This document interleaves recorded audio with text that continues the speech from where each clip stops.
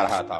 पिछले साल की बात है, हम कुछ दोस्त मां वैष्णो देवी के दर्शन करने जा रहे थे। न्यू दिल्ली रेलवे स्टेशन से कटरा जाने के लिए हमने वंदे भारत की बुकिंग की। जब मैं स्टेशन पर पहुंचा तो सभी के चेहरे उड़े हुए थे। मैंने पूछा क्या हुआ, तो गौरव ने मुझे बताया कि हमारे साथ स्कैम हो गया है। मैंने पूछा वो कैसे, तो पता चला हमारे दोस्त प्रशांत ने होटल बुक करने के लिए गूगल पर कटरा होटल सर्च किया।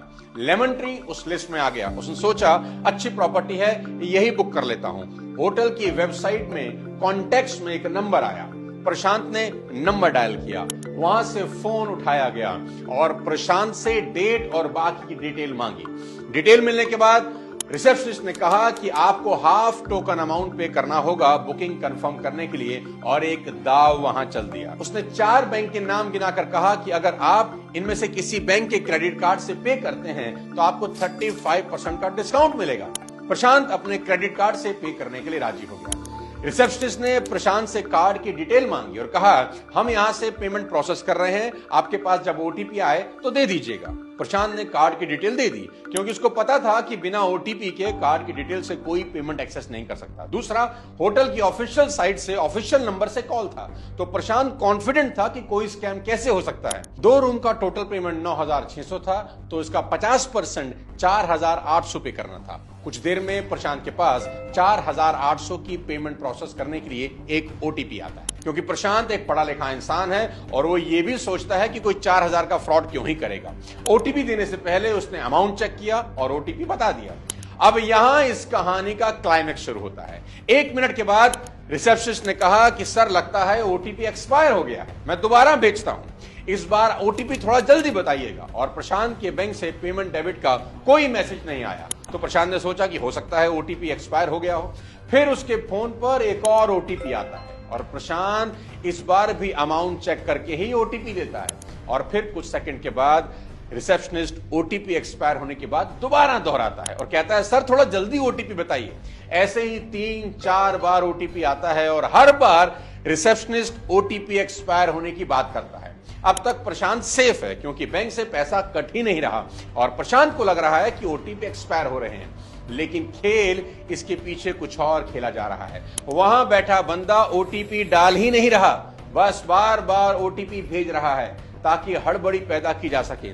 जल्दी भेजो सर, जल्दी भेजो सर, ओटीपी एक्सपायर हो रहे हैं। बार बार के फेलियर से प्रशांत अब परेशान हो चुका है।